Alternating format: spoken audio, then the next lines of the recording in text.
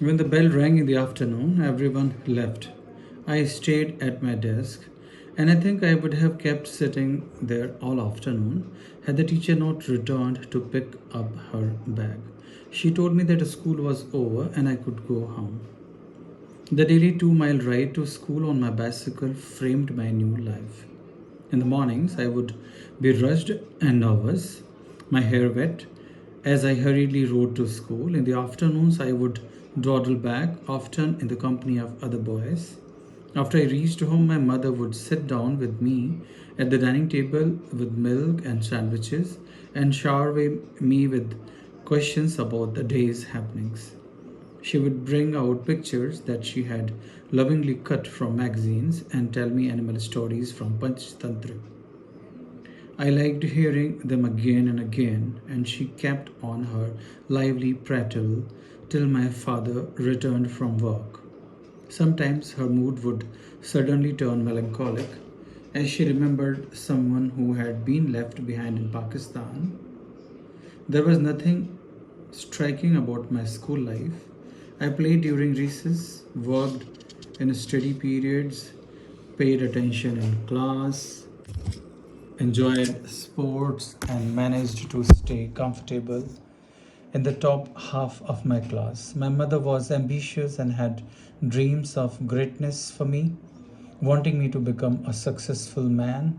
She especially wanted me to speak and write English well, even though our politicians exhorted us daily to shed our unholy attraction to the colonial language, the English that I grew up speaking was a new idiom that was quietly emerging under the bright Indian sun inside our English medium schools across the country. It was more confident, less imitative than the speech of the earlier generations of Indians. My mother had a great and unfulfilled desire to belong to Delhi's fashionable society. She would go out every evening to Connaught Place, the main shopping arcade of New Delhi. She wandered around CP, as everyone called it, stopping before the glittering shops. Since she didn't have the money, she contented herself by looking yearningly at the beautiful displays in the windows from the outside. Her great disappointment was to have an unworldly husband who was shy and reclusive. She wanted to dress up and go to glamorous parties, but he was happy with his own company. He loved his work and was totally absorbed in it. He usually came home tired and preferred to relax in the evenings, take solitary walks, meditate, and read spiritual literature. The natural answer to my mother's gregarious disposition would have been to join a club.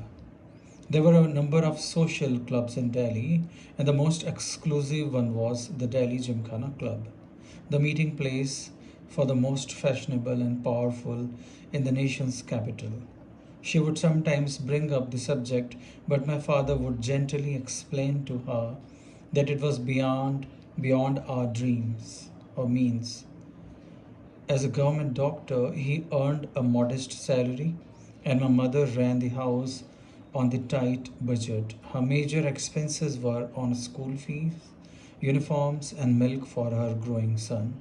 She had worked hard to get me into an English medium school, although it cost more than they could afford.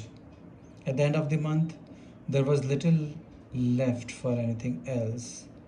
A private clinic soon opened near our home, which offered twice the salary to its doctors than her husband earned. She encouraged my father to join it. They had a number of arguments, but my father gently stood his ground, insisting that he was happy where he was. She wished he were more ambitious and kept nagging him about it. My mother must have transmitted her anxieties to me, for I grew up with a sense of deprivation. I would compare myself to my classmates who had things that I did not possess. to those who were more attractive to girls than I was, and especially to those who made it to the school cricket team. My father admonished my mother one evening, saying that she was overambitious about me, and this was not healthy. He said, children come through us, not from us, and parents are only a medium by which life expresses its longing for itself. So, our children are not our children. What a peculiar idea! Exclaimed my grandmother, who was visiting us at the time. Ignoring the interruption, my father went on to explain that a jeev, soul, before it takes birth, is neither male nor female, but is drawn to parents with certain personalities suitable for its own growth. Once it finds such an environment, it chooses to be born there. Children come with their past karmas and destinies to fulfill, he said, and we should not impose our desires on them. They are guests in our home. We should love them, but not try and fulfill our dreams and ambitions through our children. My father did not convince either my mother or my grandmother and went out for a walk. Both mother and daughter looked at each other with a resigned expression that said, what else did you expect? My mother's mother always thought that my father was a bit cracked. By the time I was 16, I sometimes accompanied my mother on her evening round of Connaught Place. Everyone in Delhi went to CP no matter what the reason. Between 6 and 8, the thing to do was to get dressed and stroll along the winding Georgian style colonnade with its glamorous shops and smart cafes. She went there to be seen and to see others. There was a veritable fashion parade each evening of men and women who vied with each other in the elegance of their attire. Named after the third son of Queen Victoria, the first Duke of Connaught, CP was designed in a form of two concentric circles, creating an inner, middle, and outer circle with 7 roads radiating from a circular park. Since many Indian princely rulers had their Delhi homes nearby, they came to shop here, and my mother thought it a prize to spot them, one of them. One evening, as we were waiting for my father in CP, we heard a familiar voice, Gaudimasi. My mother turned around but could not immediately place its owner. Anand, she said suddenly with a cry of surprise. Anand was the son of her oldest friends, Geeti, who had been in college with her in Lahore. Geeti had married Dev Tyagi soon after college, and my mother was at hand while Anand was growing up in Lahore. Anand mentioned in a matter of fact manner that he had just returned after finishing his university studies in England. My mother thought him charming and handsome.